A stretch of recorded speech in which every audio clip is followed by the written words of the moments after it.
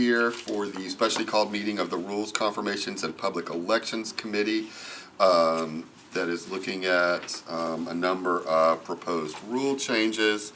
I know Chair Prepti is on the way and should be here soon, but we wanted to go ahead and start talking. We probably are going to discuss these, and I don't know that we're going to have any votes, so we don't quite yet have a quorum, but are one short, but we can still go ahead and discuss the proposed rule changes.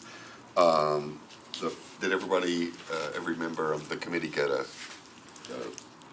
agenda and a packet of the rule changes? Yep. Right. And currently we've got me, Vice Chair Tom Cash, Councilmember Druffel, Councilmember Rutherford, and Councilmember Toombs. Do we know if any others are like on their way or? Johnston is in the hallway out here. Okay. All right. Councilmember Coopin, yours is your proposed change to Rule 13.4 is the first one on our agenda. Do you want to? Would you? Sure. Be willing to summarize and? Would be happy to. Appreciate it, Vice Chair. So I brought this rule forward to. My understanding is when we started this term, we changed the rule around non-binding resolutions to say that we can't have late filed non-binding resolutions by rule. My belief is that we have a mechanism for other bills and resolutions to late file, and then if it's the will of the body to allow the suspension of the rule as it goes forward, there's a mechanism for the body to also say we don't want to allow this to be late filed. So that mechanism is there, and to me this kind of double layers it, and then it puts the council office in a tough position when someone comes to request that and it's really directly specified you can't do that. And to me, non-binding resolutions are a important part of our body, right? We represent the public, we're the voice of the city in many capacities, and so to be able to send a message that's important and in a timely manner, I think is really important. So for example, if there was an incident or event or something to occur today, and we have a council meeting in 6 days, we probably want to recognize that or address that at that council meeting in 6 days, not in a couple of weeks. So what I would hope to get approved is the opportunity to, again, late file it with the regular rule. So if something were to happen today and I were to want to late file a non-binding resolution that I would type up and submit, if the will of the body was to let it go forward, this would at least let that happen. If the body says, no, I don't think that's appropriate, there's still that backstop. Okay. Any questions from committee members? Well, I think, and correct me if I'm wrong, when we started discussing this, wasn't it potentially the volume or the amount of potential late filed or the time it takes for that to go through the process? You guys remember exactly why we decided not to? We decided this. When we decided that we would not take this term or last term? I thought that it was this term. This term. We made that decision this term, and there was a reason for that, and I thought it had to do with the amount of extra time that we would take to keep on these, and there was a fair amount of last term. So I'm just trying to recall the reasons 2 years ago why we decided to do this. Vice Chair. Yeah, Vice Mayor. Yeah. May I respond, Vice Yes. Chair? Okay. I think the reason to engage it or the intent was in prior terms, there have been quite a lot of it. Right, that's right. And so I know even in my first term, it was pretty much standard. Every single agenda, every single one, there was one, there was two, and it's just, in my view, it's somewhat of a slippery slope. You know, I respect and appreciate that sometimes there are kind of acute moments that need a prompt response, but that is somewhat of a gray area, and you know, we, in my view, as elected officials, have platforms that we can speak about things. We can use the announcement period. I'm conscientious of things that have recently happened that I can speak to on the dais so that we're not completely silent as a body about something. I respect that, you know, members want to engage something in more detail, but sometimes I feel like I understand the kind of window of you want to respond to this quickly, but also often taking a little bit more time to kind of think it through, get some more input. Invariably, it's potentially a better product for the historical record, if that's the important thing, that you really want it on the record. You know, a cycle of 2 weeks, I don't think is necessarily bad, right? I mean, you're still gonna be on the record about that issue. So, I think that was kind of the converging thing, Mr. Druffel. I think you're right. Yeah, so. That's the reason I think we decided not to. I'm just remembered 2 years ago when we decided this. That was, I think the volume, the number of people wanted to speak for these two, sometimes you get 10 people up talking, and by the time you get to some of the legislation, you're spending a lot of people talking on these things, which it's great that we can express our opinions, but then it pushes us behind quite a bit. What are we talking about? I'm so We're sorry. talking about. Talking about you. First one, the first one on this packet about the, Rule 13.4 currently has what's, struck through in the proposed, change to Rule 13 that Councilmember Coopin is sponsoring. Okay. Chair. Yes. I think some members too, though we voted on the rule change, folks wanted to see how it went, if it would be a hindrance to council members. And I think that when it does pose a problem is in those instances where some prominent figure has passed away and it's like you want to say something as the council, or there's some huge issue going on and you want to speak as the council, because otherwise you hear, well, why is the council silent? Why, we're not hearing anything. And so you want to be able to move quickly as a body, because sometimes, you know, the words may not be perfect, but it speaks volumes that you're able to act quickly. And so it can be an issue for council members when they're trying to do that and they're hit with the rule that they I can't. appreciate that. Yes. So what is the balance? Because I mean, I'm trying to, I hope I'm understanding what we're talking about, because I'm dealing with this right now. Is this what we're dealing with right now? Yep. Yeah, so obviously we had a school shooting. I have a resolution. I was 20 minutes past the deadline. I'm not debating that was past the deadline, but it is a shame that we are not gonna be able to hear that until a month after. And it does make us, to your point, it's like, well, where's the council on this, and what can we be doing? And at least you can still raise your hand and object, and if there's two people that don't wanna do it, then two people don't, then that's the end of it. But, so I understand why why we did what we did, which was no late filed legislation, because we're trying to be efficient. Like, that's where I think the theme of this whole term has been, like, let's get these meetings efficient, let's not be in there till midnight and all this. But at the same time, I think we need to have a balance, and maybe it shouldn't be completely at the discretion of the vice mayor, not necessarily because it's too much power, but it's because it's too much pressure of, well, I did it for you, but I didn't do it for you, and that puts her in a bad position. You know what I mean? So how do we, what's the answer to the balance of where sometimes there are significant things that happen, not just a prominent figure passed away, to be fair, actually. Like, that's, I think when we have very serious things that happen, like a school shooting, and hopefully it never happens again, but those are the types of things. And so can we define, I mean, you never know what's gonna happen. So how do you define, okay, here it's okay, but then, because otherwise it gets abused. So I'm sort of talking in circles, but I'm trying to figure out what's the balance of continuing to make this efficient, because it is, and it helps the council office. They don't like these late file things. But Councilmember Druffel. I think, what I saw is a 2-minute, recognition is one thing, but, when 10 people,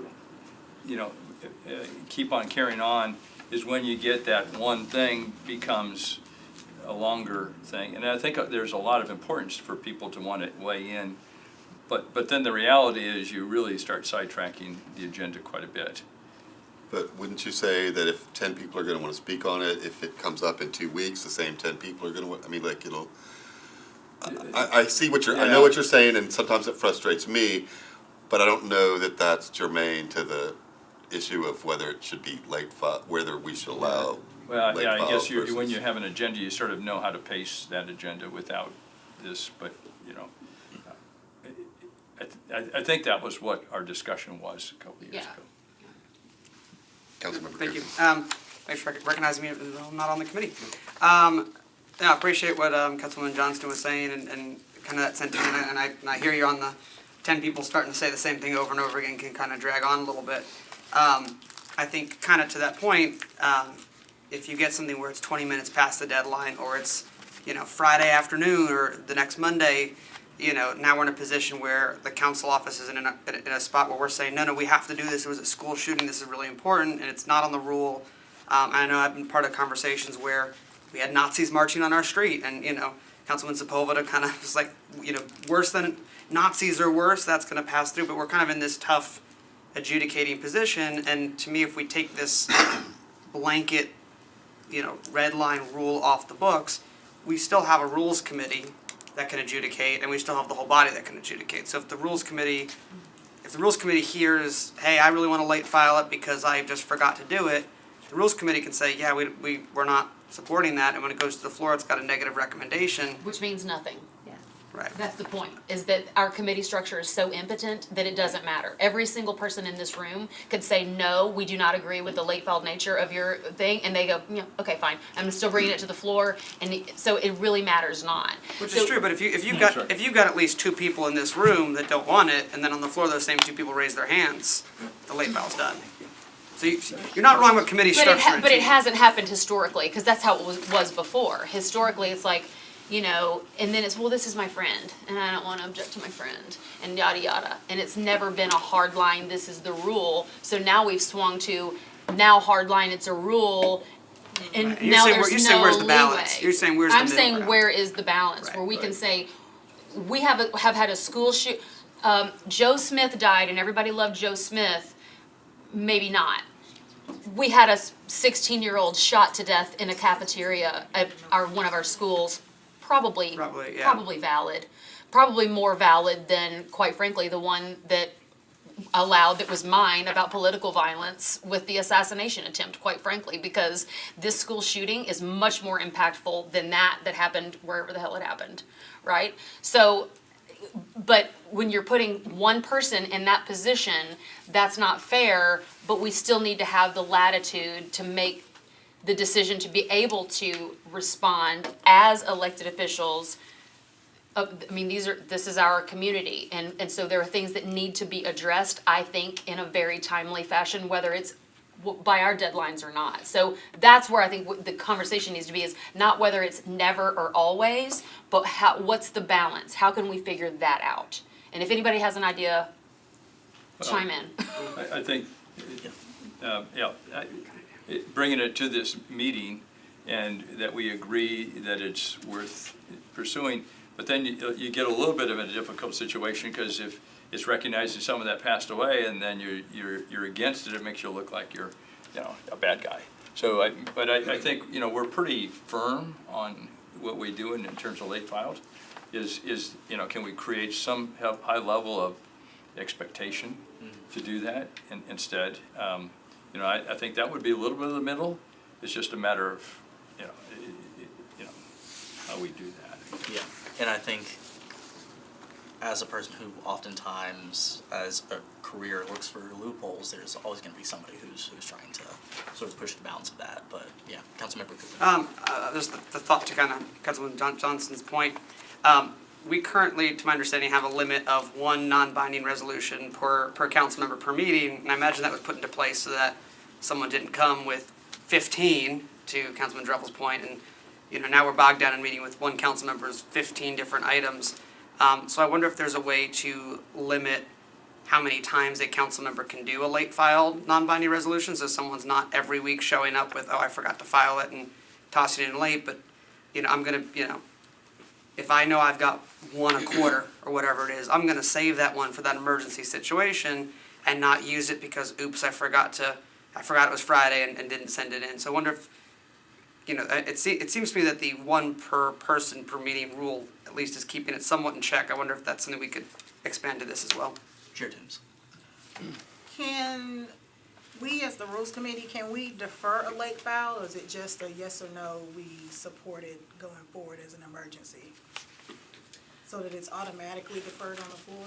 It depends on the substance of the late file resolution. So if it's a resolution that is if we were allowing non-binding memorializing resolutions, then yes, you could defer that because the substance of it is approved by this committee. But typically, a late filed resolution or ordinance, just kind of like your standard late file, would only be approved by this committee for the emergency nature of the lateness of the bill, not the substance of the bill. So you wouldn't. We wouldn't be able to defer that. Well, Councilmember Coopin had expressed that maybe we should look at the idea of limiting the number of those emergency type situations. Mike, I wanted just to point out a concern that came to me though when he said that, is that what if you had multiple emergency situations? I mean, God forbid, but I mean, if it were to happen, you don't want to be in a situation where you're forcing a council member to choose which emergency situation they're going to run with and which one they're going to ignore until next time. So I just think that would be a bad situation to put someone in. If I may just respond to that specifically, Chair, is that okay? Yes, Vice Mayor. Is that, I think we see this sometimes on presentations. People max out on their presentations and then they just start sharing it around. Oh, you can have one of mine, you can have one of mine. And so that's not necessarily ideal, but I think that's how folks would kind of get around that. And I don't mean that negatively get around. It just, I think practically that's what would happen. Well, then to stay within, the guidelines that the state puts on us, then, we have to have the council office basically doing that for us because, we're not in a situation where we can legally reach out to another member and say, hey, can you do this for me? Right, technically, yep, Technically, yeah, yes. yeah. Councilmember Coopin. Thank you. I think a great point, and Vice Mayor, you were kind of echoing what I was thinking, which is, I think that's a fair point. I mean, I know I've been in the situation where I've had two non-binding resolutions that were important to me to have filed on that meeting, and based on, I've got two, I can only pick one, and then, through the council office, I've had, seen if another council person would carry the second one of that. So I think kind of to your point, I imagine if there, if you had had something for a tragedy in your district and there was a second, God forbid, tragedy in your district, you'd be able to go to the council office and say, hey, can you see if anybody else is willing to lead on this, and then you're the second co-sponsor, So I think that system works currently as well. But I think it's a good point. Councilmember Johnson. So, several of these sort of, these rule changes sort of either complement each other or directly oppose each other. The second one is about honorary and memorializing and all of that being only proclamations. Which at that point there is no deadline for a proclamation, correct? Correct. There's no deadline for a proclamation, but we do ask for a certain time period to prepare the But proclamation. if we had some sort of horrible thing that we wanted to denounce that happened, like the Nazi situation, I'm sure you could work 17 hours overtime and handle it. I'm kidding. I'm just. It's a very specific time. But I my hope it doesn't take 17 my hours. point is that a lot of this, if we can agree on that, a lot of what we're talking about sort of goes away. Because you can do a proclamation and then it doesn't matter. Well, there is no late filed proclamation. So then all we really are going to be talking about are non-binding resolutions outside of the honorary things that do pop up when someone passes away, when, things where we're just either saying we support this or we honor this or we don't support this or we denounce this. Those types of things can all be proclamation. And then do it when you want to, right? And make those presentations when you want to. To me, because we are talking about two separate things. Right now, we're talking about all of it. Non-binding resolutions, memorializing, is it late filed? Can we do late filed? Are we not going to do late filed? If you do, But if you take out just that, I think that simplifies some things, and it's easier to move forward and say, okay, now we're just talking about non-binding resolutions, and the rest is just proclamation. Which is searchable now, correct? We have a thing for that. They print them out, they're just as beautiful. I mean, like, they really do, seriously, they do a really good job. Done so. Yeah. If I may, Chair. Yes, Vice Mayor. To respond to this kind of question or concern, not necessarily the specific proposal to like kind of eliminate them entirely, but to encourage members sometimes, like, you know, might this 15th anniversary for this particular business entity, like that's maybe a proclamation. Or a proclamation is more nimble, if somebody were to pass, that is particularly noteworthy and their family would appreciate some gesture, you can take that. That doesn't preclude you later from filing a resolution for the historical record to honor that person, right? So I think it gives a little. But yes, it would if it was memorializing, and we say that those things Well, are right, only but proclamation. I would maybe encourage y'all to kind of think about, I mean, we have stood up a process internally to be responsive to concerns. So our staff has a SharePoint with a spreadsheet that is public facing to show all the proclamations. And we've never had that historically. And we create a digital copy and all those things that you were talking about. But there is somewhat of a difference there. I mean, yes, staff going forward, we can forever maintain this, but, and it is public, but I think there's a little bit of a difference as to kind of like the historical record of Metro government in the clerk.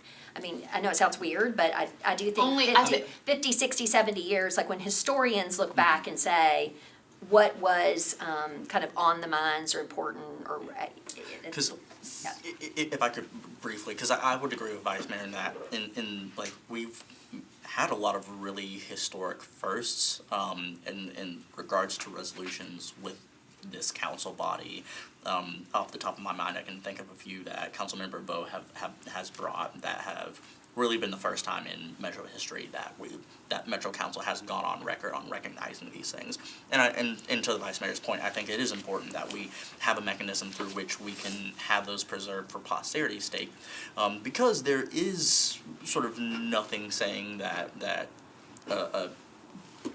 another vice mayoral administration would continue the trend of having a public-facing database where people can search and look up what proclamations we have done. So I think it is important, and I agree that there needs to be some balance, but I do think that we need to still continue to have a mechanism through which we can have something on the official record in perpetuity for that sake. But Councilmember Johnson. So then is that something that we ask IT to add to Legistar? Like, why not? Why couldn't you have a section where it is memorialized forever, but it's not on the agenda? Because why does it need to be on the, like, I don't understand. To the people that we're talking about, like, they don't know the difference. Not being ugly, I'm just saying most normal people, and we're not normal, do not understand the difference between a proclamation and a resolution. They're like, whatever, they've been honored or they've been, something has been memorialized. So why can't we talk to IT to say, add a tab, or I don't know how the IT people work, but that can't be impossible. If we can put people on the moon, we can do that, right? It was last night. Well, that's presupposing that we That was put just a Oh my God. I guess the one thing I would say about that is just, from an archival standpoint, right? Like if you go back in the clerk's office, I mean, they're literally leather bound from the city of Nashville way, way back, and you can open it and see. And they actually had a clerk that literally wrote everything down, right? So I get that we've moved into a digital era, but I think there are a lot of kind of difficult conversations like that the Public Records Commission has to have about we stand up Nashville.gov, we have all these rightly transparent, public-facing, accessible things, but I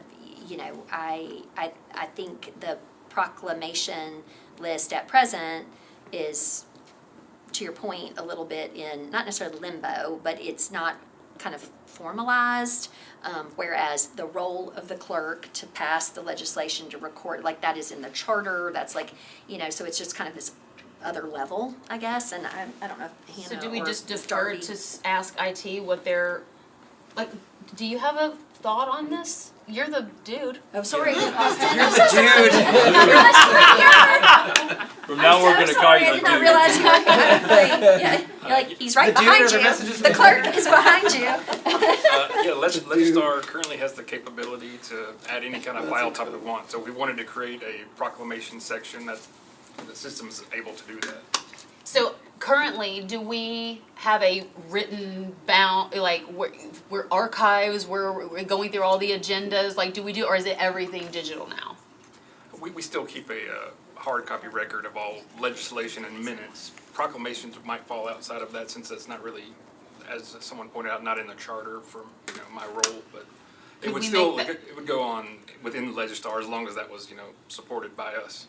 Okay, so we could do Legistar, and we could print them and add that to what we're keeping in our hard archives. Absolutely. Okay, well, I just think we solved the problem. We should do that. Appreciate it. And I think that's a great point, just from a proclamation standpoint, to have that codified and logged and all that. And I do think that there could be some reform needed for what becomes a resolution versus proclamation. I think there are things that, in my opinion, make it to the floor as a resolution that, could have been a proclamation. And I recognize that the digital proclamation versus the digital resolution might be the same, and the public may not even know the difference. The difference that I see, and I recognize sometimes it gets out of hand a little bit, is the opportunity to speak as a body on something. So while the two pieces of paper might be the same, and if you're just printing the paper, but the resolution provides an opportunity to speak on something, like was said, that a historic moment, a big recognition, someone passing. It gives an opportunity for council members to share those thoughts, for the public to see us sharing those thoughts. There's not really a spoken component to proclamations, and I think that if we lost resolutions, we would be losing that. And I say this without having researched it, but to my understanding, most elected bodies across the country do have a mechanism for memorializing resolutions, and that they can speak on. So I'd be curious to see if anyone has moved away from that or what they've done. But I think we would be losing a powerful tool. But again, I'm not opposed to maybe trying to reform it or get it a little bit more focused so that it really is those big, meaningful moments and not something that could have been just done as a proclamation. Well, I mean, when you look at the consent agenda on resolutions, you see that significant part of our consent.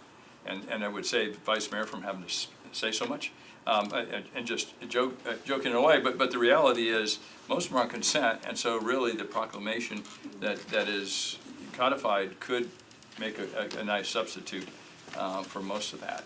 So I think there's a value there from what I'm hearing. How does the state handle theirs, proclamations versus resolutions? Can somebody address that? Mr. Chairman, they typically have a separate consent calendar for, not proclamations, honorary resolutions. They have a consent calendar for that, a separate consent calendar for bills, and then their regular calendars. And I don't have this as an official requested rule change, but I have spoken a little bit about, kind of to that point, having a separate section for non-binding memorializing resolutions, so that, and figuring out where strategically that makes sense on the agenda, because I do think that sometimes it becomes interspersed, so there's something that is a binding legislative matter that folks want to be engaged in, and then there's something that's a recognition that some council members might say, that's great, I really appreciate that, but I don't need to sit in the room for 20 minutes as we talk about it. So finding a way to maybe batch them all together so there's just one section where they are together, and if someone doesn't want to be part of that, they can step out and get a cup of coffee, and you kind of go through it, and then you're back to the legislative piece of the program. So it's interesting to see that the state kind of does something similar. Yeah, I would say on the agenda, Mr. Clark, you can speak to this, but on consent and in the resolutions, typically the memorializing and honorary, they're falling together. They're at least sort of chunked on the agenda. They're all right At there. the end, if I Once they're remember. filed, we kind of slot them at the end. Right. So they get kind So of, they are batched together. yeah. They're not separately titled, though. No, it's not a separate section, but within the section of resolutions, they're grouped. So then as far as non-binding memorializing stuff that I'm talking about, only proclamations, so what if we say you cannot late file a memorializing resolution, you could do a proclamation, to your point, which is more nimble, and then if it's that important to you and you want it to be a resolution, then file that timely, so you've got a duplicative, whatever, that's fine. Because most people may just be like, I've done a proclamation, the family's happy, everybody's cool, move on. So you have that option to file it, it'll, Is that an agreeable way forward from a late filing perspective only on memorializing stuff? Or honorary. Or honorary? Honorary and memorial, do we use both words? What do we? I think we do. Memorializing, I think the word is congratulatory, and honorary. Yeah. honorary, memorializing, or congratulatory. I guess so.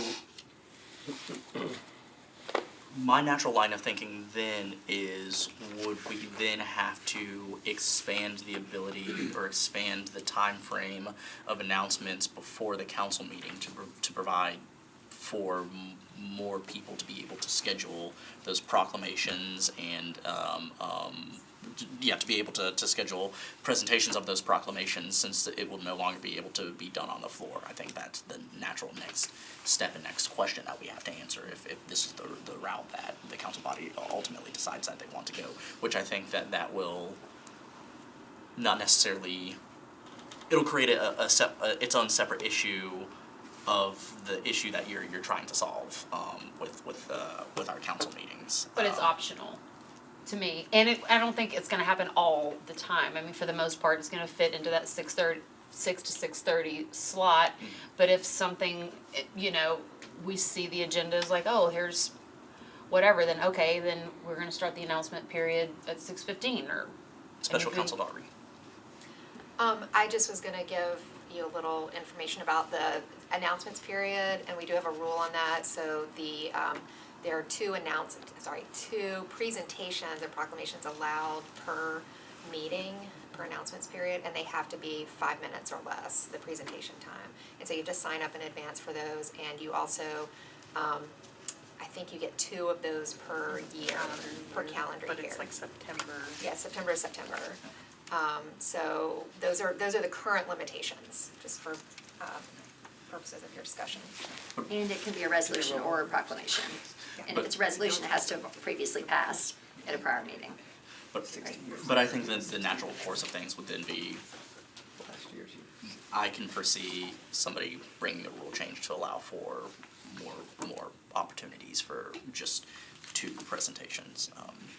Vice Chair Cash. I guess just in talking about this, I'm wondering, like, how much the issue is about it being on the record, which is more than what a proclamation is, and I see we've kind of found some solutions for that, versus the opportunity to speak. I mean, like, when we do proclamations, we, as the director pointed out, we are limited to 5 minutes, and everybody can get up there and say a little bit, but it has to fit within that 5 minutes. I don't know how much we're having a clock running during that. But like, I wonder if there's a solution that relates to, if we're gonna continue to do memorializing resolutions, if we can, like, limit it to 5 minutes, or say, only the sponsor can, the sponsor gets 5 minutes and can, I don't know, request time allotted to other council members. In other words, how much of it is we really want everybody to have an opportunity to speak on this versus we really want this to be on the agenda and voted on rather than just signed? Does that make sense? Yeah, that makes perfect sense. Because I would say from my perspective, in the proclamations and resolutions that I've brought, it's definitely part of the purpose is obviously honoring the individual or the event that it's pertaining to, but providing the entire council body an opportunity to sort of have buy-in to that, because it is something that's representative of a community, and we're all neighbors, and so I think it provides a free and fair opportunity for the entire city to be part of it, as opposed to a proclamation. I think can be sort of siloed in that regard. That's at least just my perspective on it. Are they not treated the same? I mean, don't we circulate proclamations for sign on as well? At the request of the sponsor, yeah. Right, well, at the request of the sponsor, but I think if I may, Chair, the difference would be, that has to affirmatively be, like today, Mr. Spain and I were at the Bellevue Library for the 10th anniversary, and so, Ms. Weiner was conscientious about saying, Vice Mayor Ms. Ewing, as far, Bellevue area council members, right? So like whomever's putting the proclamation together has to be sort of proactive about whether they open it to the full body or it's sort of targeted for a certain cohort or caucus or representative. But a member can just request a proclamation and go off to this thing and never inform anybody otherwise. And, it's just from that member. And nobody else is kind of aware of it. Whereas if it's going through the legislative process, anybody can sign on to it. Somebody can invoke Rule 12.3 and everybody's on it. So yeah, a proclamation can absolutely be siloed. I always invite and encourage members to be thoughtful about who else might want to join with you in this process, but that doesn't necessarily always happen. Right, but if it's important to him, he can do that. Yes, you can, absolutely. That's what the only point I was making, is that it's not inherently siloed. It's, if you choose for it to be siloed, okay, but you can also choose to send an email to every member and say, invite you to sign on, participate, whatever. That's true, yes. Well,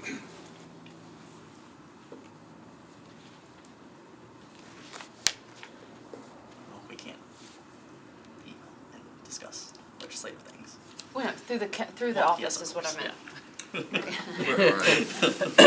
As the office, right? Yes. And Chair, our job is just to review and question, and we aren't voting on anything, so we're, That's correct. so, okay. If I may, I believe we've kind of discussed 13 and 12, the first two. So I would suggest we Yeah.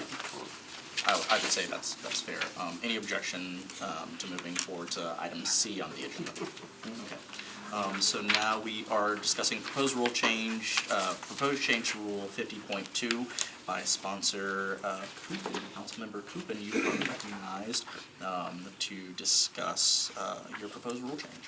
Thank you, Chair. Appreciate you considering all my rule musings this evening. So this one was brought about through my experience with the East Bank Development Authority nomination. I had a nominee that many indicated they wanted to support, and had a family funeral the day of the nominating committee reviewing her, and it got me to thinking that previously we had as you all know, we had the Rules Committee review that person, and that night you had the vote. So if someone couldn't make it to the Rules Committee, you're really holding up the whole vote if we moved it. But now that we've staggered that process where they get re-referred back and it's a 2-meeting process, you do have a little bit of room to maneuver. I'm not suggesting that everyone then just shows up the same day like we had it before. I think it's nice to have that space in between to review videos and things like that of what people said. But I also think that if we've got a willing and able volunteer in our community who wants to serve, and they're willing to serve and the body would support them serving, and the only issue is that they're on a family vacation that they planned 6 months ago during the week that we would be considering them for that first meeting. To me, that's a disservice to the city and to those individuals to not give them a chance. So what I'm proposing is everybody is requested to come at that first meeting to then be voted on in the subsequent meeting.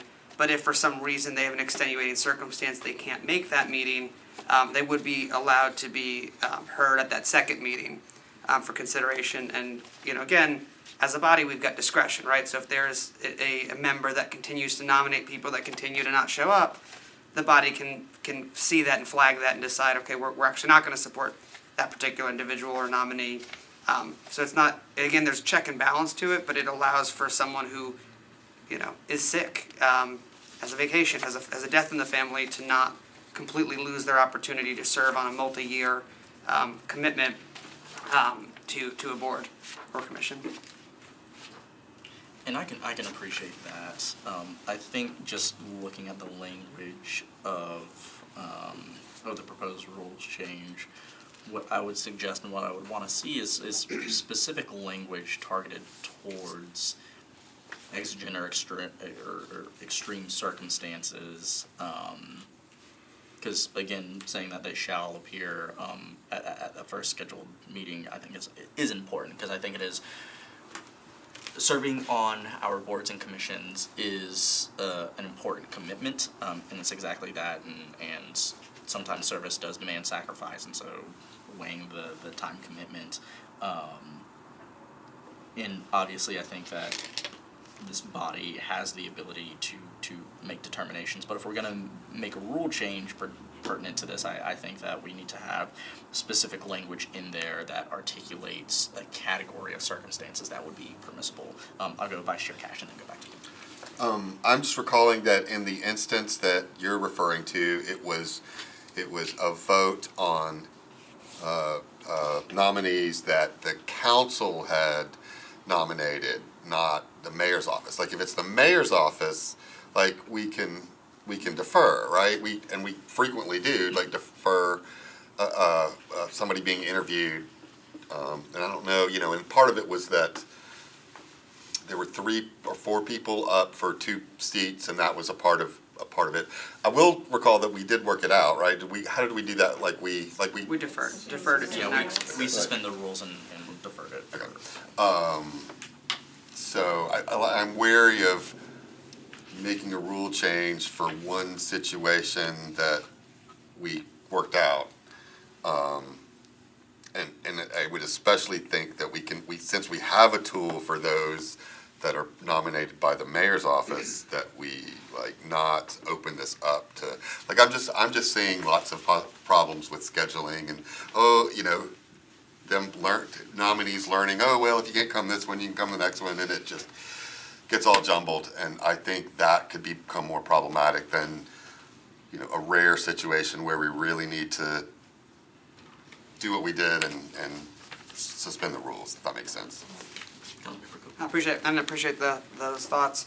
I do know that we did work it out in that situation. I do know of some colleagues that have shared that they had a nominee, they were considering the nominee, they called the nominee, everything was great, and they said, hey, this is the date you gotta show up. Oh, I can't, I've got a vacation, and then that individual is just stricken from consideration. I agree that service deems sacrifice. I know we had a situation with one individual where it was 4, 5, 6 times that they were called to show up and to miss. I think at that point you're demonstrating a lack of commitment to the, but to Councilman Cash's point, when the mayor or vice mayor appoints somebody, there's flexibility. So vice mayor, if she has someone that she wants to serve and she says, I'm going to appoint you, you have to show up on this date. If that person says, oh, I'm out of town that date, the vice mayor can say, all right, well, actually, then we'll just move that up one meeting, we're good to go. So mayor and vice mayor have mechanisms to make sure that it aligns with the schedule. And to my understanding, we don't necessarily have a ton of insight into when some of these nominees are landing. And so we as a body, I don't think, get to decide when that's called for as well. So again, there's not a lot of heads up. It's not like, hey, we want to consider this person in 6 months, can you be free on that Tuesday, block it out. I mean, with the East Bank Authority, it was a couple weeks out that we were asking someone to be somewhere. So I hear that. I do think that there are more that just haven't gotten talked about because folks, I mean, I know I've had nominees that I've called and said, I'd love for you to serve. They said, I'd love to serve. They'd be qualified. And then we look at the calendar and they say, oh, I'm out of town. And then that's that. I don't disagree that it could cascade into other issues, but I think it's something worthy of discussion. Vice Mayor. My question would be to Special Counsel Darby. I know in the situation that we're discussing, we did figure out how to suspend the rules and work that out. I think that was because it was for election, right? So by legislation, we said we were standing up this new authority, that we had codified a certain amount of representation from council, and thus we were electing them all at the same time because there were multiple people for a certain number of spots, and so that election is happening, right? So I think in that, obviously a death in the family and exigent circumstances, and we made that work. And I just worry a little bit that this could be an overcorrection for an anomalous experience, whereas what you're speaking to is, you're right, you can defer that, or you can wait to, there's a window of time to put that nominee forward by the mayor's office or whatever. So the standard kind of routine boards and commissions filling in these spots, I feel like there's sufficient flexibility there, even if it's by election, or can you speak to that? Rule 50 lays out the timeline basically for filling these types of positions. So once a vacancy is noticed, at the next meeting we call for nominations, and then at the following meeting we start the interview process. So so that, maybe that's where the change could come in, so it's not just at the next meeting, we call for nominations, maybe we call for nominations 2 meetings from now or something to give the nominees more time to determine whether they can appear. The reason why this rule exists, as far as the candidate, the nominee appearing before the Rules Committee at the same time and failure to appear would, deem them withdrawn, is because there are so many other people that are nominated for the same position. Those people could show up that night. So there are sufficient candidates to fill the position upon election of the council. And this other person could show up for another But meeting. is the election piece the key Yes. difference, right? Yes, So it's the not just election is the key. usual order of confirming Yes. No, this is just appointees. for- It's specifically to elections. Any thoughts from the committee? Councilmember Coop. Sorry to keep talking. I wonder, as I'm hearing that, and I don't disagree, this could be an overcorrection. I'm not married to this particular solution. I do think solving it in some capacity. I appreciate that we often have more people that want to serve than we have spots. But again, I think it's important, at least to me, to allow folks to have some sort of a work-life balance. And if 6 months ago you booked a vacation with your family, and there's a vacancy notice, and 2 weeks later these people have to show up, I don't feel comfortable, telling someone, hey, you got to cancel your family vacation or you're not on this board. But I wonder if, as opposed to doing it this way, right now it says if a failure to appear is an automatic withdrawal. I wonder if there's a way to shift that where failure, where we more clearly codify that the Rules Committee through a suspension of the rule can defer that person's consideration. Maybe there's a way to create that mechanism where it's not just, well, you didn't show up, you're out of here. But you didn't show up, you're out of here unless the sponsor makes a compelling case, or the nominator makes a compelling case for then the body to defer it. I wonder if there's a way to make it more just special circumstances and still Yeah. prove the affirmative versus sitting in the affirmative, if that makes sense. Because for me, the question that naturally flows from that is, because we were able to take a vote in the body and suspend the rules and accomplish that ultimate goal. The question for me then is, would it be necessary to enact a rules change for a mechanism that kind of already exists, because the committee has the ability upon a motion of somebody or upon the motion of the chair to suspend the rules. If special counsel has any opinions on that, or I mean, we have the election would be designated on a certain night. The fact that we now have the 2-meeting process kind of offers that opportunity for somebody to be deferred to that second meeting for the interview. Again, it reduces the ability for council members to be able to have the adequate time that council members have requested by virtue of the 2-meeting process to evaluate the interview and the answers. Plus, I don't know if it would create an unfairness of the later candidate being able to watch the interviews of the previous candidate. I mean, they all do get to sit here in the room together and be interviewed on the same night. But the main purpose behind the deemed withdrawal if you don't show up for the Rules Committee is because there is a scheduled election, and so you can't be deferred beyond the election because the position doesn't exist any longer after the election happens.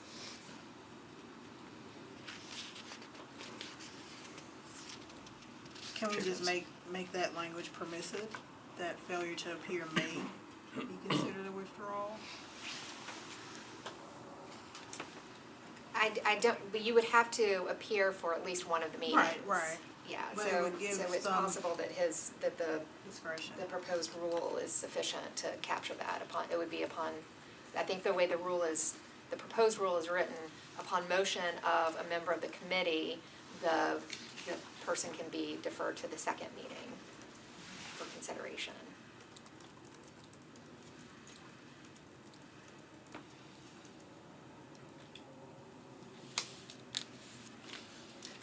go. Sorry. Member Johnson. Isn't failure to appear like you were supposed to be here and you failed to show up without calling or telling anybody? Like, do we need to define what failure to appear means versus like, it's one thing if you don't show up, but I've called, I got into a wreck or something's happened, like we need to defer me or something, but failure to appear to me is like no call, no show. And that to me, that's a whole different deal. Like a court appearance. Right. Well, there are some judges that even if you get in a wreck, they'll still issue an FTA, but that's not either. And who are those judges for the record? Special Counsel Darby. I think the difference here is that it's an election, it's not an appointment. So a failure to appear because we have that on a regular basis where appointees from the mayor's office do not come to the meeting and we find out about it 20 minutes before and, we just ask for a deferral and the committee does that. But when it's for an election, you've got those 2 meetings now, and beyond that, the election's gonna happen, and so there is no other meeting to which you can be deferred because there's no position any longer, assuming it's been filled at the meeting. Sometimes the Lord just makes the decision for you. Yes. Won't he do And it? it's just this is not my time to serve on what. Thankfully, we have 742 different boards and commissions, and there's lots of opportunities for people to get involved. And if this one doesn't work out, just wait 5 minutes. I think it's 70, but Close enough. that's number of seats, maybe, a number of seats on all those boards and commissions. But yeah, I appreciate the spirit of this proposed rule change. I just think that we can craft it better. I agree. Can I move that we move on? Yes, anything further from the committee or from council, special counsel? Okay. Moving forward, we are now discussing the proposed change to Rule 53.2 by sponsor Johnston. Councilmember Johnston, you recognize. Y'all, this should be so easy. We shouldn't have to talk about this for more than 45 seconds. So proposed rule change, automatic deferral, how many times? Just one meeting to allow, we typically do it anyway. Because we go, oh, we need to talk about it. So this just makes it a rule, so check. That's what I say. Makes sense to me. Yeah, Chair, if I may, I really do agree with this. I think you did, because as we can see from the discussion here, every change has a knock-on effect that, and so with the best of intentions, something can get filed that on its face to the body might seem like, oh, okay, whatever. But for y'all to have the time to deliberate and for special counsel and staff to be able to do some analysis of kind of what this would mean practically and what the knock-on effects. So this is one I had, in fact, asked for, so I'm so glad to see it advanced, so.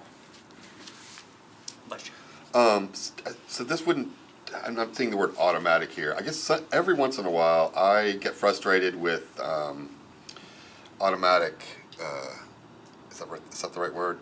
Deferrals? Like we do it for the capital spending Like if plan it's like, last year, like the capital spending plan, we effectuated Well, that into when a rule. committee defers and A deferral by it's rule. deferral by rule, or that it's not supposed to be addressed, that nobody's supposed to say a word about that amendment and or that bill or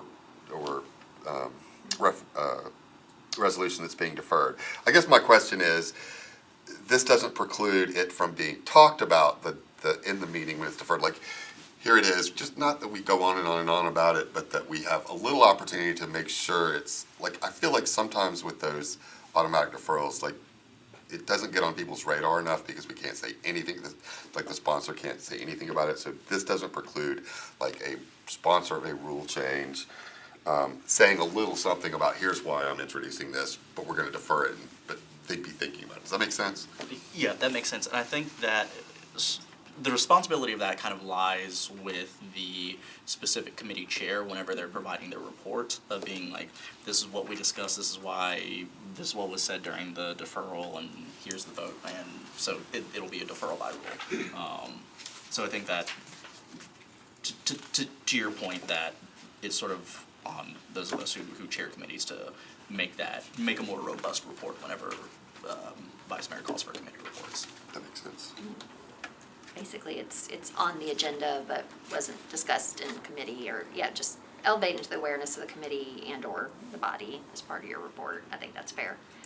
Special Counsel Darby. Also, the rule that I think Councilmember Cash is thinking of is Rule 8.1, when the committee defers it for one meeting, and it's we call it an automatic deferral on the floor by rule, and it's because the rule itself says that it shall be deferred without debate or discussion.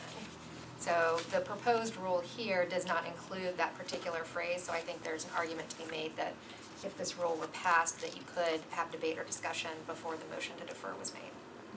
Yes, that's what I'm assuming and but asking to be sure. And if I could, just to add, it might be going back to the first one we talked about, could be because you brought up the chair reporting. Like sometimes, if we have something late filed and we say it, some kind of explanation as to why we supported it or disagree or voted against it might be wise there too. That makes sense. Why the committee thinks this is a fine late filed, or why we, like I think Councilmember Johnston said something about like when we vote against, we could all vote against something and it would not make a difference. But if the chair says something about here's why we all voted against it, I think that might be helpful to the body. That not make sense? I'm getting some. Yeah. Okay. Drink you some Coke. Here.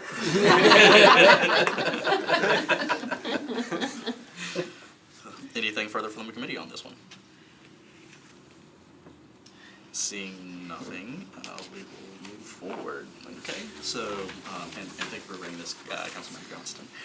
So now we have proposed changes to rules 7, 8, 24, 31, 33, 40, 45, and the entire rules of the Metro Council by sponsor Spain. Councilmember Spain, you were recognized to sort of give us the heart and spirit of your proposed rule changes. Thank you, Mr. Chairman. This is another just simple little change that probably won't generate much discussion.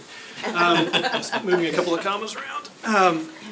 This is actually a fairly fundamental change to the way we do things. It has lots of interesting tentacles, which is the reason for the many rules that are affected.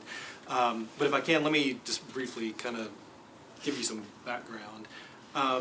I know that many of you are more than just casual observers of our friends at the Hill and the General Assembly, but at the end of every annual session, they pass what's called a flow motion, which is a suspension of several rules that have to do with notification and how long things have to lie over before moving from committee to the floor, with the effect being that things can, when it would normally take weeks or months, things can move directly from committee to committee to committee to the floor in a matter of hours, if not minutes. And while that is often met with a great deal of excitement because it means the end of session is close, it's also the cause for a great deal of angst for the members who have to keep up with what's coming before them in addition to their own bills that are moving through the process, the staff that has to keep up with the paperwork and make sure everything is following the correct procedures and moving through the process correctly, and especially the public who, unless they really understand the process and are there in person, have virtually no chance of keeping up with what's going on as things move through the process. And that is essentially the process that we work under all the time. And they do it because they're limited in the number of days that they can meet in a year. They typically adjourn, early to mid-May, and it's necessary to make sure things can get done before they have to adjourn. Obviously, that's not a problem for us. We're here all the time. So basically, what this does is treats bills and ordinances the same as we do confirmations and appointments. And instead of something going straight from committee to the next council meeting, it would go to the subsequent meeting 2 weeks later. And that's the simplest form of this, but it has several effects that I think benefits. The first being that it allows members to be prepared for things when they get to the floor. Both of my committees meet on Mondays. So if something happens on Monday, I'm probably going to see it. If it happens in the committees like yours that meet on Tuesday before session, there's not much chance I'm going to have any idea what that conversation was about. if things come up in committee that could be addressed by an amendment, you've already missed the filing deadline for those to be considered on the floor, so this would allow you to prepare thoughtful and meaningful amendments to address issues like that. It would allow the clerk to prepare an actual printed consent agenda that could be published in advance, so the vice mayor wouldn't have to read the consent agenda kind of on the fly during session. And of course, we would still have the ability to take things off consent as needed. It would allow the clerk to print the committee reports on the agenda so that we would know in advance how committees acted on items without having to go around the room for the committee reports. The other wrinkle to this is, and somewhat to Councilmember Cash's point, it would eliminate the need for the full body to sort of rubber stamp those one meeting deferrals that we can't talk about. The items would not appear on the council floor calendar until they are acted upon by a committee.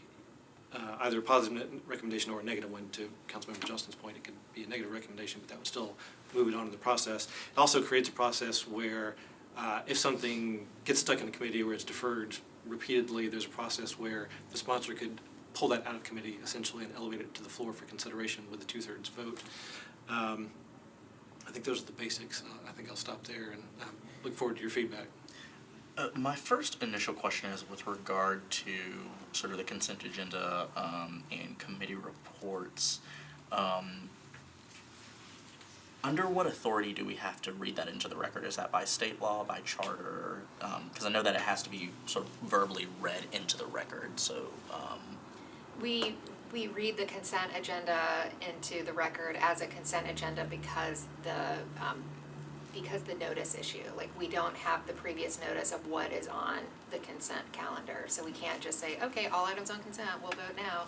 We don't know what's on consent, the public doesn't know, and so this gives them an opportunity to know what exactly we're voting on. So if we were to adopt this process or a process similar, those would no longer need to be read into the record since they would be noticed sort of in advance. Yes. Okay. By Chair. Thank you, Chair. So this has come up before, because we don't get a lot of time to consider legislation before we have to vote on it, particularly amendments. We get it the day before. And like you said, there's no opportunity to make any type of changes. You could try to suspend the rules, you'll likely get shot down. So that's not really a mechanism. So on the surface, like I am very much in favor of giving us more time to be prepared to debate the legislation and consider the legislation that's before us. Is that an issue for staff in the clerk's office? We've had lots of discussions about these proposed changes and have kind of worked through a lot of the language in here to make sure that we have the capabilities of doing this. And I think that we do have the capabilities. I don't want to, though, kind of gloss over the fact that it is a big systemic change, what's being proposed here. It's not gonna be something that we jump into and everybody's like, oh, okay, I got it. I know all this. It's gonna take a lot of education and it's gonna take a lot of, you know, we will have to, I'm sure, be answering lots of questions from council members about where's my bill? You know, and we will have ways to find it for you and be able to teach you how to find your bills.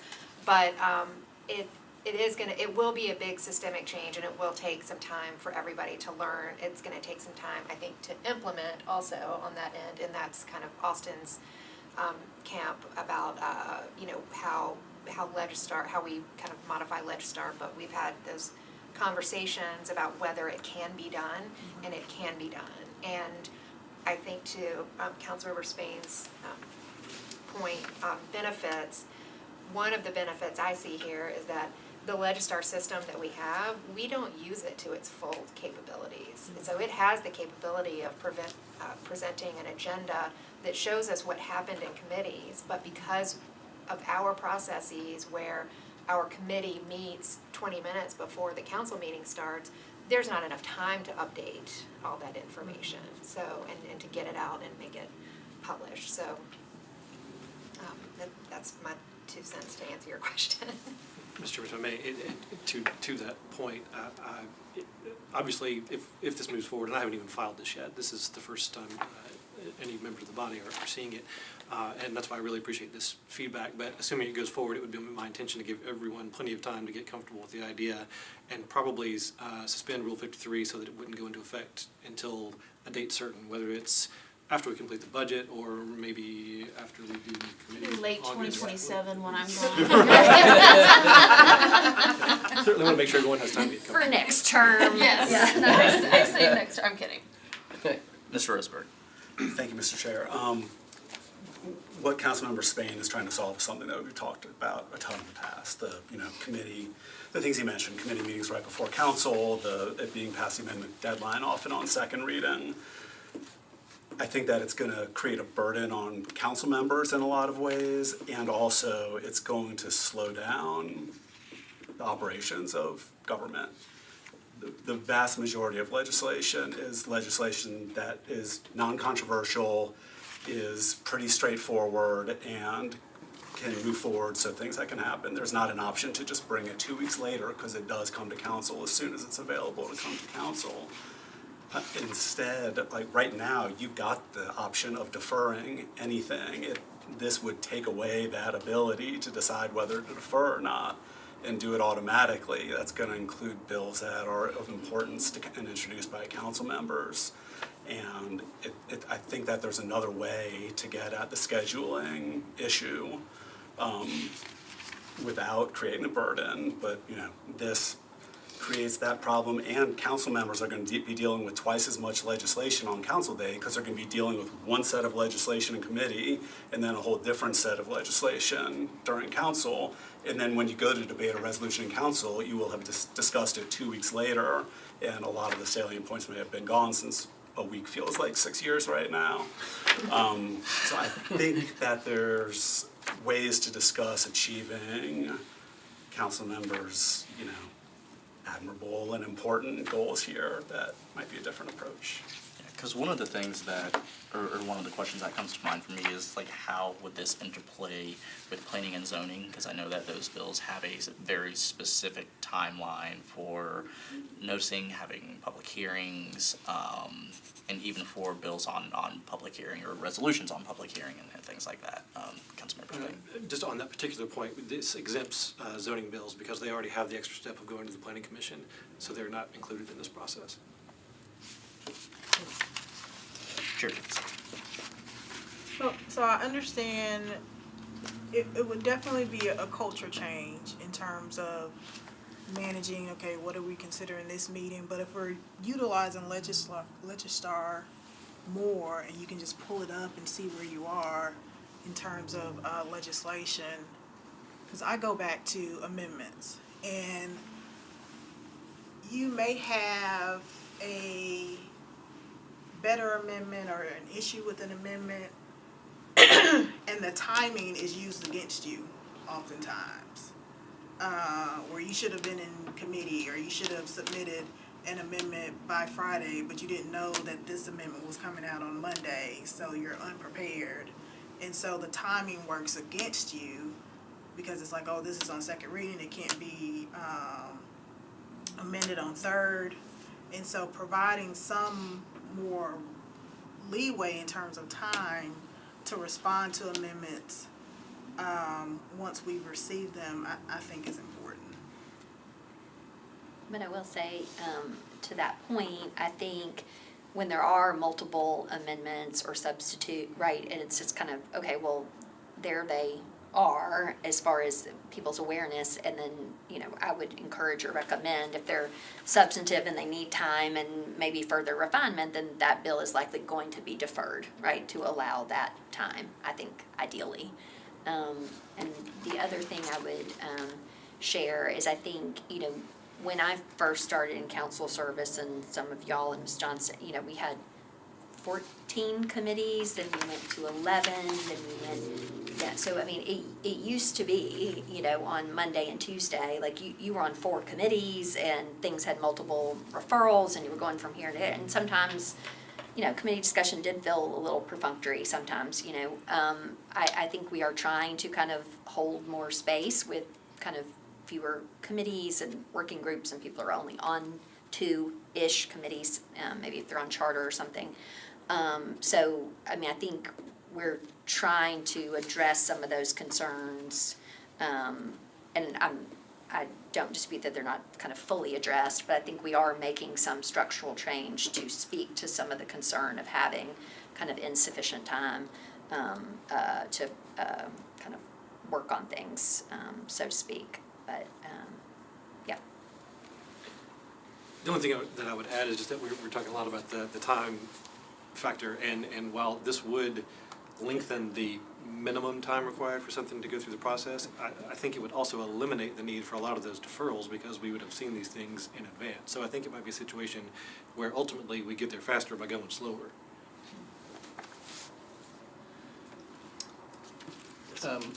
You go ahead. In the summary, it mentions that something would move forward once it has a recommendation from each of the committees that it is referred to. There are times when we have legislation before multiple committees, but for some reason or another, maybe there was a quorum issue in one committee or that it didn't get heard in that committee. But if it's heard in one committee, we can move it forward. How do you address that? Is that do you think that would be something we need to go forward with to lock that in, or to be able to move forward with just the one recommendation? How does that impact it compared to how we handle that situation now? I may have to defer to the back row for that. I'm not sure we addressed that specifically. And frankly, a lot of the feedback that I've gotten has been on the concern that a small number of council members, a majority of the committee, would have the ability to hold something indefinitely unless you could get a 2/3 vote on the floor to bring it out. So that may be a piece that needs to be fine-tuned before we go forward. Sorry, we were just conferring back here, so I missed what you just said, but the rules do address it in that it has to be referred out of both committees before it comes to the floor. So if one committee doesn't have a quorum, then it would be deferred to another committee meeting before it would come out to the floor out of committees. Is that something we changed? Because I know there's been circumstances where something has moved. No, that's what's I- being proposed. That's That's what's being being proposed. proposed. Okay, Yeah, okay, that's sorry. proposed, sorry. I guess so, Mr. Rutherford, if I may just kind of restate your question, it would be, would this proposal be compatible with the current situation wherein one committee report or consideration is sufficient? If there's a dual referral, it doesn't require both committee reports, and could that be a part of this proposal? Is that? That's what I'm getting at.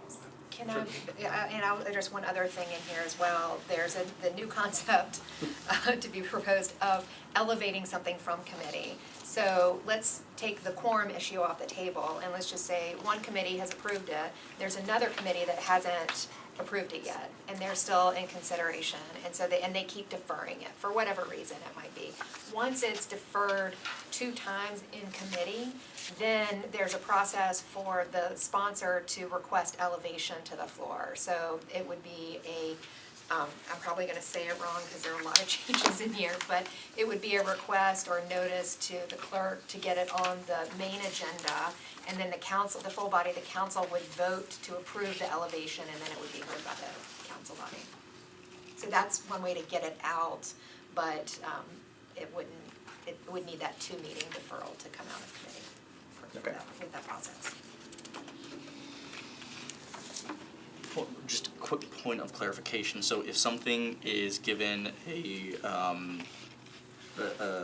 disapproval vote in committee, is it still elevated to the full council floor, or does it die in committee? That is a recommendation from the committee, so it would be eligible to come to the floor and not be on the agenda.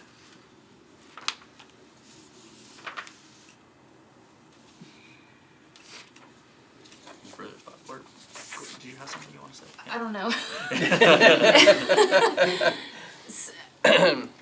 So,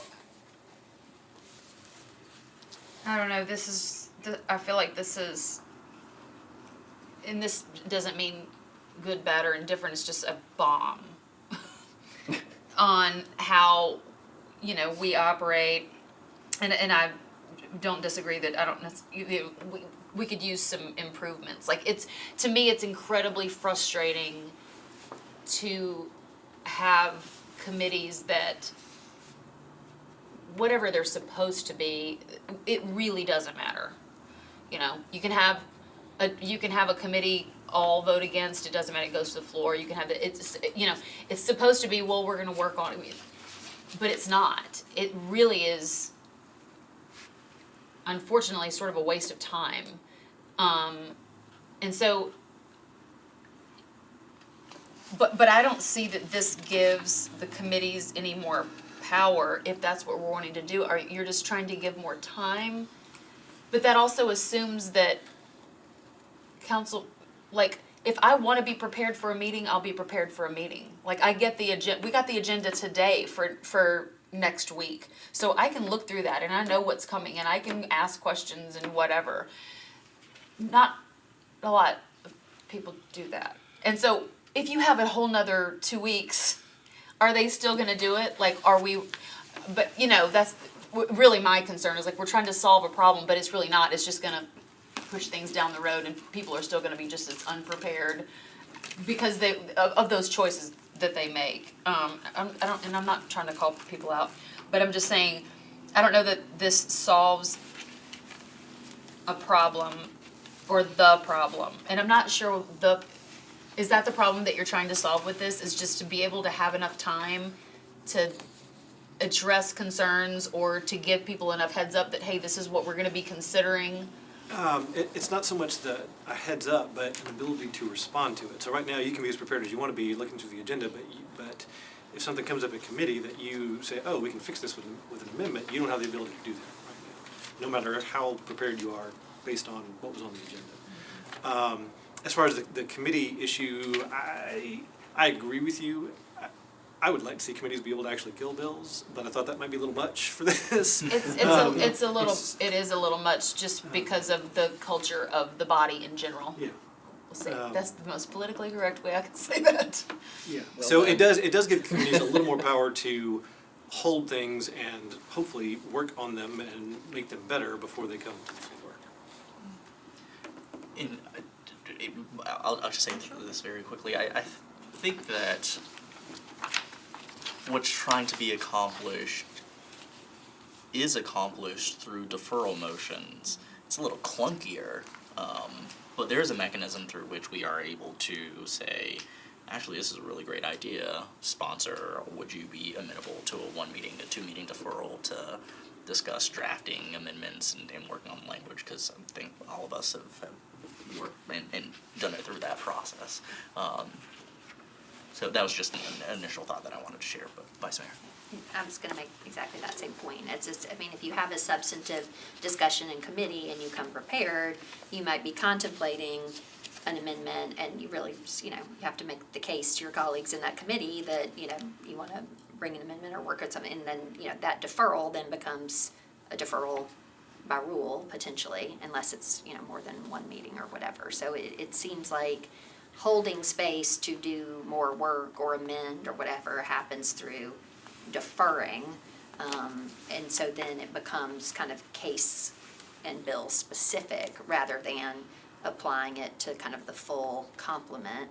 And I guess I would say, the state legislature comparatively, right, they have sort of this compressed time frame of January, April. I know maybe, I'm not sure, they're not there on Fridays or Mondays or what, but they're kind of like, they're up there, whereas like we have a perpetual cadence all year round, and there are things that, whether by code or by charter, things like a department has to come to us to make a grant application, right?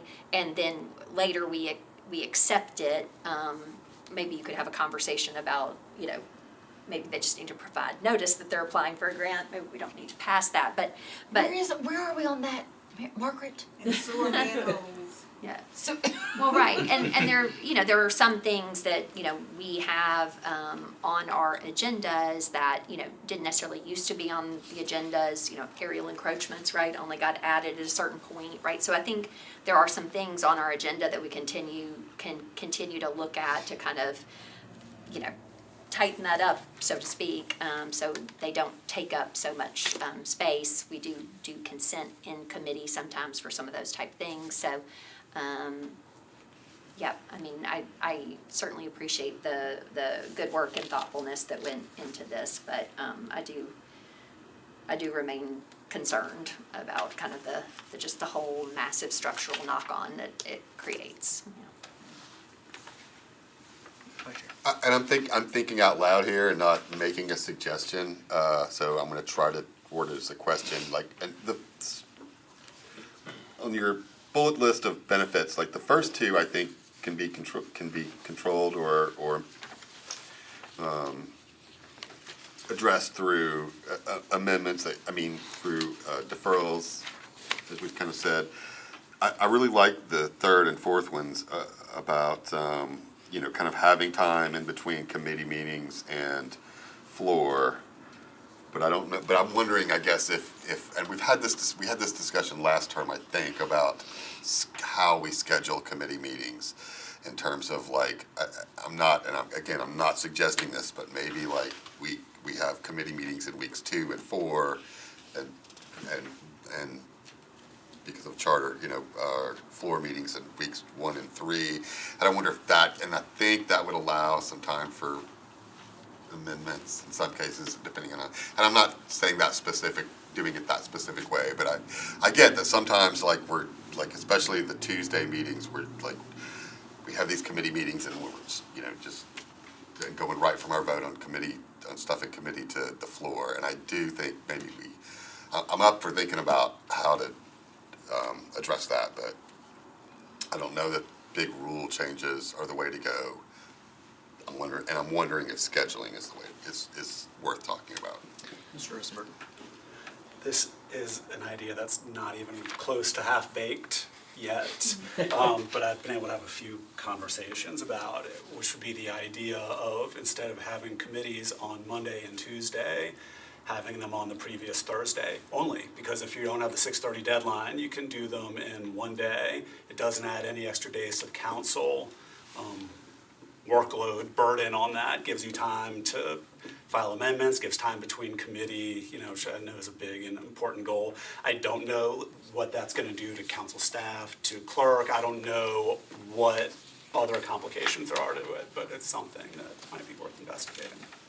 We've talked about changing that before, and, again, the way that we're set up is very part-time, and but I will say, coming to, if you're on a committee that meets on Monday, so you're coming on Monday, then you gotta turn around and come on Tuesday, which I know I get the way, but just bear with me.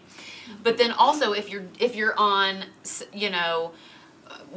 just Tuesday, that's a long time. If you have to get here for 3:30 and you're here till 11, 12, whatever crazy time that we adjourn, that's Finishing at 9 most nights, but anyway. That's a super long day, so I think it's worth discussing that. I like that idea, and it would create, so then we could publish the consent agenda.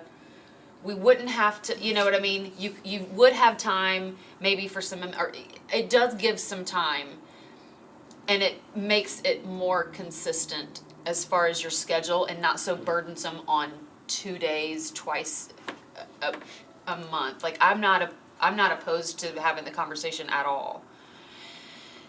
Because we're gonna have to move to something like that. If we're gonna make our committees worth something, we're gonna have to make some sort of change that is pretty significant.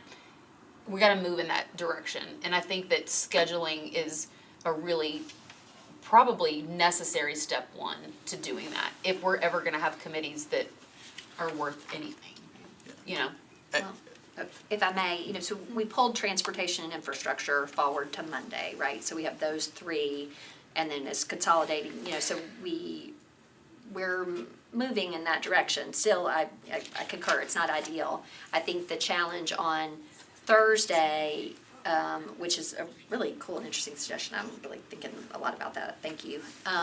But in a part-time body, right, with folks otherwise employed. I mean, you're asking folks for Thursday, basically to devote their whole entire day, whereas in making committee assignments, I can ask members professionally, personally, Monday, Tuesday, like, and those are afternoons, right? So if you have another employment, like you're leaving that day, so, taking out a whole day, it becomes harder to schedule people's dual committee over, if you have to consolidate it into one day.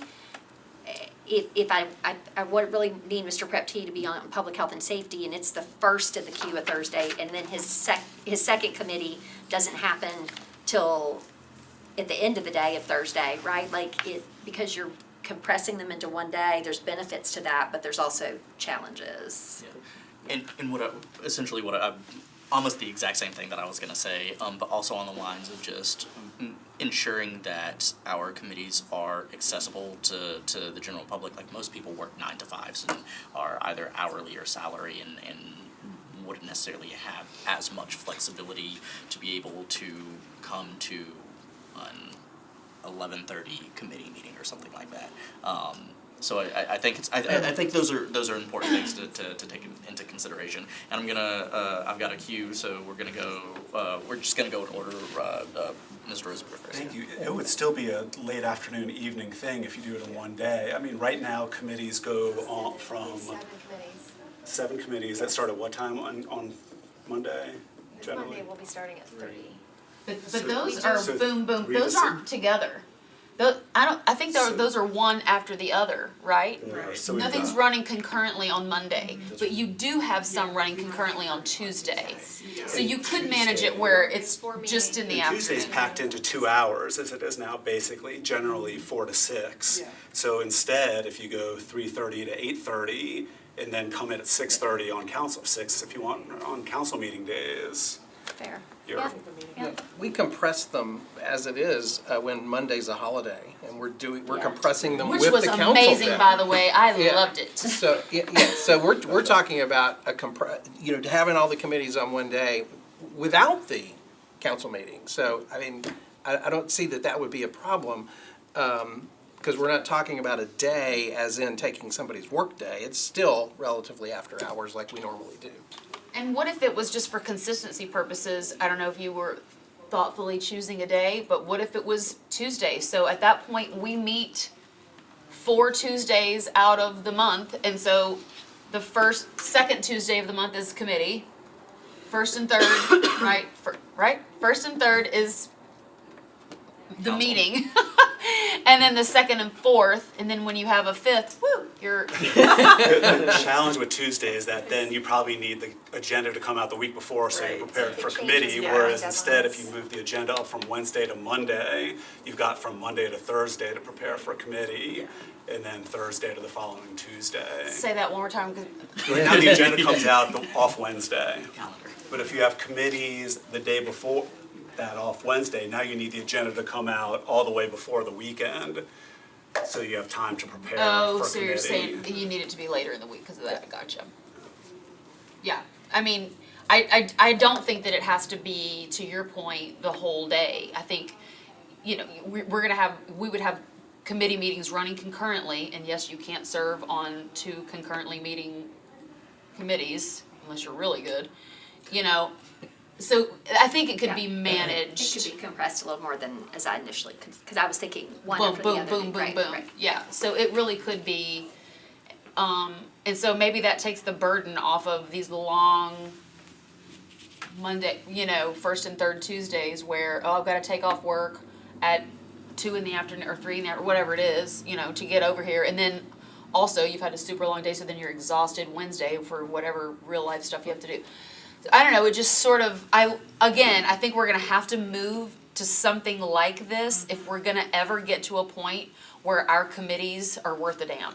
Because right now, honestly, they are a waste of time. It doesn't matter what happens in committee, y'all. The only thing that really sticks is a 1 meeting deferral. And only one time, then you can only do it one time. I mean, it really is silly. I think it too. You know. Well, It too, now. Yeah. You get 2 automatic ones. Okay, Margaret, you and your rules. Rules committee.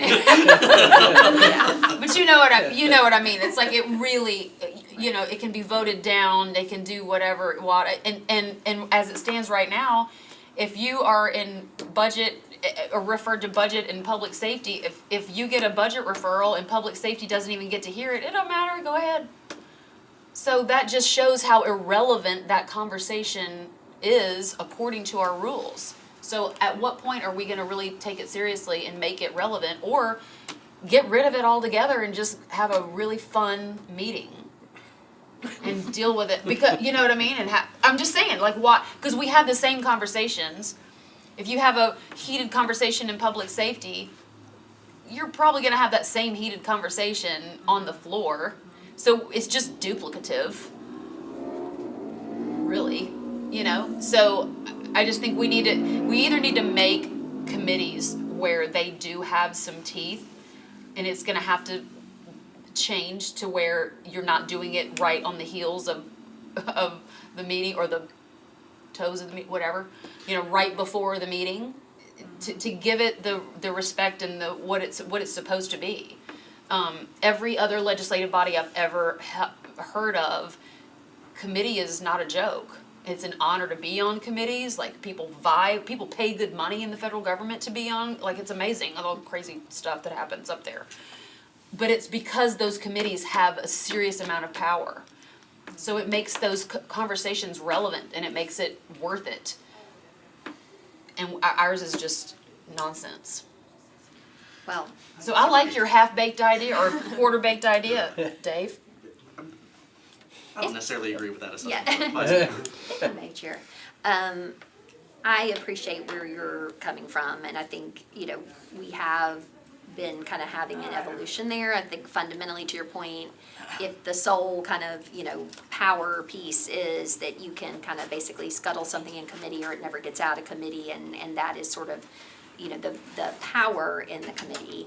But I do think, it's incumbent on the chair to make sure they're facilitating a good discussion, and then we can't all be experts in everything, right? Because there's 40 of us, and so if you do respect whether the chair or the members and their understanding of a particular area, I think,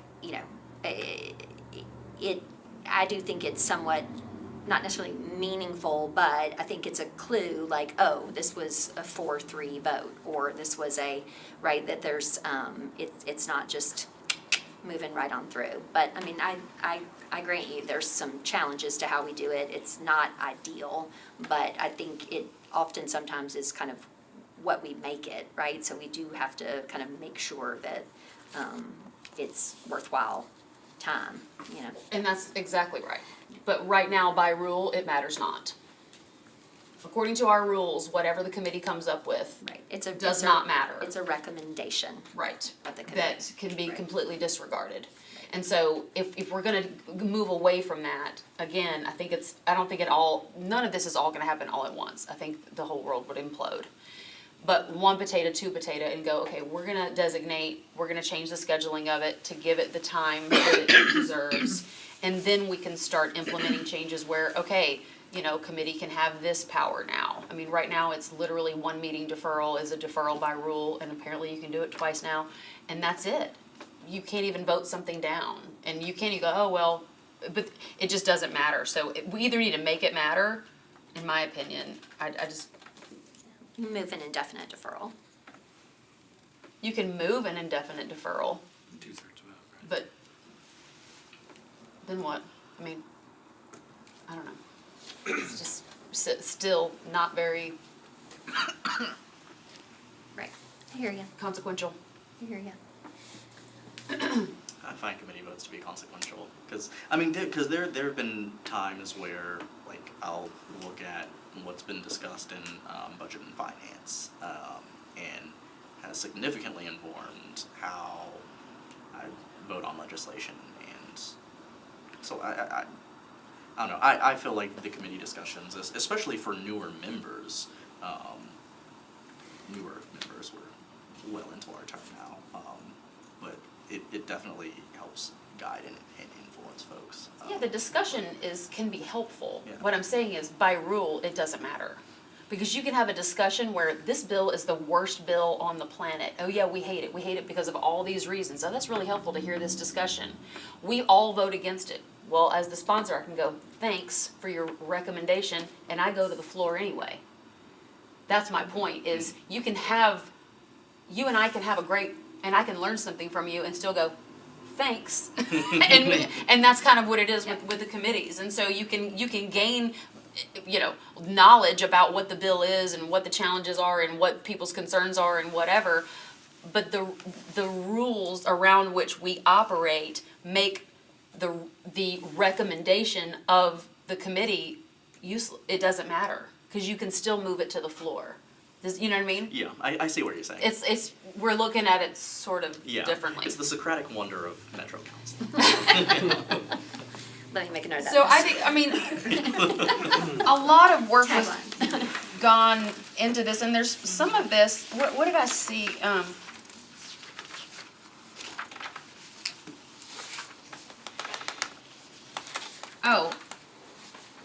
Is this really part of the rules on 33.1 where he's marked out? It says the second, as far as speaking, the second shall be the chair or one spoke. That doesn't happen. That's the committee. Yeah, that's the committee report. Yeah. That's Oh. So I acknowledge the chair. If the chair's not there, the vice chair, somebody has to give the report. Okay, now, because I was like, what? Okay, I get that.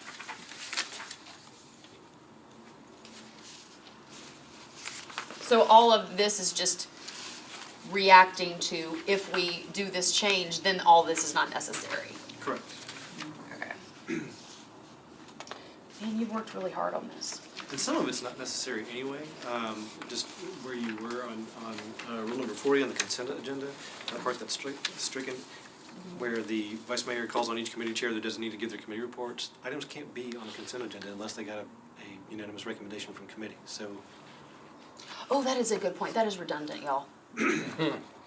Can we strike that? Just get it away. I mean, that's a you question. We don't have to make a rule of that, do we? No, it's in the rules, that it's. Oh. Yeah. So there's a rule to There consider. you go. Something to consider. Yeah. That right there is an efficiency. I love it. Can we keep that? Does everybody agree with Get rid that? of the 3 pages and keep that paragraph? Dig out those nuggets in there. So I apologize, can I re-articulate the suggestion then? It is that for the committee report portion of the consent agenda, that's perfunctory in some regard because it can only be on there if, right. It's a unit, right. Right. And so, okay, so the amendment would then be. That would take kind of some time off, like at least 5-10 minutes. Yeah. Especially when it's like, the committee chair is like running off somewhere. I mean, And what about the pre-printing of the consent agenda? I think that's what 24 is getting to. Yeah, and Yeah, I'm sorry. Yeah. I mean, the issue is you can't do it if you only get the recommendation because 5 minutes it's before been you created go. 30 seconds prior. yeah. Right. So, I mean, Yeah. this is working, this is trying to solve these issues, working within the schedule that we have. If there's a way to change the schedule, that would accomplish a lot of the same goals, and that's great. Which I think would be easier. I think if what you're trying to accomplish, which is a lot of like, oh God, now it's next week and is it last week or what week is it type deal, versus just changing committee meeting date to the week prior to have some consistency with it. It solves these problems. Like that to me is an easier way to move, like it's the path of least resistance. And again, also moving in the direction of setting a really good environment for making our committee structure more, I don't know the word I'm looking for. There's several lawyers in here that are wordy. Efficient. You know what I mean? No, not efficient, but just like meaningful. Meaningful. Yeah. Substantive. Substantive from a rules perspective, not Consequential. not the quality of the conversation, but the consequence of the recommendation. Oh, got it. There's a Latin term somewhere for that. I mean, I do very much appreciate and like the idea of, you know, the consent agenda, you know, being basically known to others, other than me and staff, who has kindly watched all the committee meetings. Like, I mean, I'm sitting at my desk right before the meeting starts and sometimes getting pretty nervous, and then staff very kindly shows up and here it is. And then I'm taking my highlighter going through like consent, you know, C, NC, like, you know, marking that up right before I walk over, right? And then there, you know, aside from the chairs having some visibility on that, it's, you know, it's not visible to anybody else. Right, and then we read it onto the record so that, you know, so, it's, yeah. And if you don't have to read it in, I mean, like, there are at least 2 or 3 people that watch these meetings on the Channel 3 or whatever it is, that cannot stand sitting there listening I to understand. go, you know what I mean? Yeah. We have to do it right now. Right. But that sort of does go away if we already have a consent agenda that could be published with the agenda itself. So, which again would take some time off of, I mean, But they used to like all be read, you know, I mean, it like. Oh, I so know, it's- we it's read just the a whole caption. It's It just was a like, compression oh. of, yeah, and I mean, I try to go as fast as I can, but also I'm be not- mindful and I'm of not- how it's on the TV for the clerk to, you know, Yeah. see it and all that, but. Yeah, and I'm not being critical, I'm saying it's necessary right now, but that goes away, and we Yeah. don't have to do that if we change the date of the committee meetings, Yeah. giving, yeah. Yeah. I don't know, I like it, but also, go ahead and just file that guy about the consent agenda, we don't have to do that. Vice Chair. I'm just curious, I just want to make sure I understand. So the first 4 that we talked about, 13.4, 12, 50.2, 53.2, those 4 are going to be on next week's agenda, right? No, No? no, sorry to interject, but, Rule 13 by Coopin, that had already, it was filed and withdrawn for purposes of having this type of discussion. Rule 12 by Johnston, that is on the agenda. Rule 50 by Coopin, that was also withdrawn previously. And Rule 53.2 by Johnston is on the agenda. Okay. And the Spain That hasn't been. Omnibus, it hasn't been, yeah. is for discussion only. I'll file D, because I think everybody disagreed that was you know, like, I'll file that for second meeting in February. Ms. Johnson, would you clarify that again? So fi- 53.2 that everybody agreed with. 53.2, yeah, because we all, This is on 218. Apologies, Yeah, 218.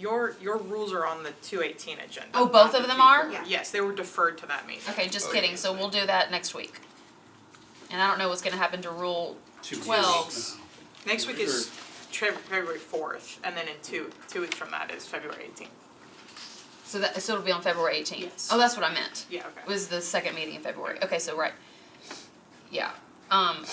But are we ready for my proposed change to Rule 12? I mean, I guess if we're gonna have a discussion about it, it needs to be filed. Well, it is a file. It is, it's pending. Yeah. Oh, okay. Both of your rules are on the February Okay. 18th agenda. Okay. Chair, if I may, I guess what I would like to consider, I get that because it was deferred to a date certain, it will have to be on Yeah, the I get it. agenda.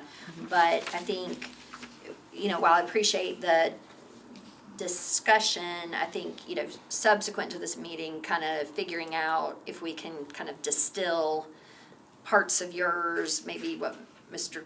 Coopin was asserting. I mean, it is somewhat of a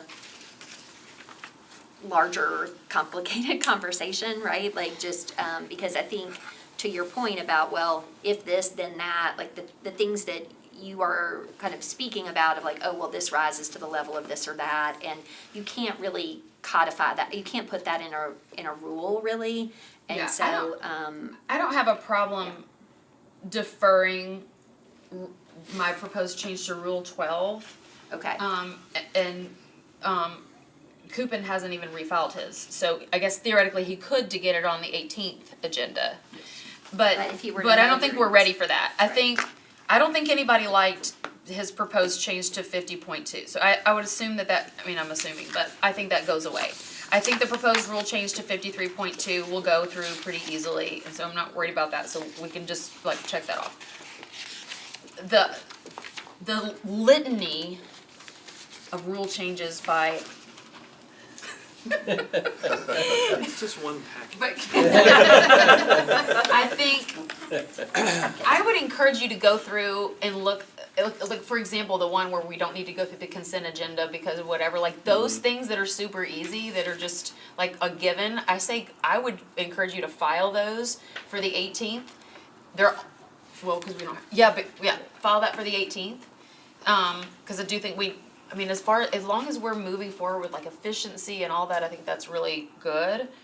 And then I suggest that we have another meeting for the 13.4 and the 12 to figure out what that balance is and focus on just those two and talk about them like, at the same time of like what are we trying to do and what's the best way to get there. Schedule a working group meeting. Yeah. Either for this room or the jury assembly room. Yeah, and and open it up to the entire council, because we don't want because trust me, I've done this, where you have this group, and we figured it out, and then it goes to the bigger group, and we realize, no, it's not figured out because somebody was not paying attention to this, and then we get out there and it's all blown up. So it's like, let's make sure that the whole body knows this is what we're talking about, which I'm glad they're filed. So if you'll talk about that then, and say, we're gonna do a working group, but just these two things, it's gonna have a significant impact. Please show up. Yes. Or can we ever do a special called meeting like on the date that we do? Instead of having people come in like this is an extra day, is there a way to add it to the normal, you know what I mean, like Yeah. Is that- We can add it to the normal standing meeting, but we would need to know well in advance so that we can schedule the time appropriately. We want to make sure that we work with the mayor's office so that we know it's a meeting where they're not gonna have 20 appointees and whatnot. So we need to, just juggling the time is especially on a Because I think Tuesday. discussing it in chamber, if you do it on the date that we're already here, you're gonna have better participation, and if you do it in chamber, you're gonna even have them better, right, no? I'm just thinking, like, we try to only have the one meeting in chamber on a council meeting date, just so that ITS can get in and do what they need to do to get the computers and your tablets prepared for the council meeting. It's always IT's fault. Anyway, we just figured it out, but that would be my suggestion. If we could do that, that'd be great. Work on it. Anything further from the committee? Do we have a motion? So moved. Second. Without objection, we do now stand adjourned. Thank you, everybody. Cheers.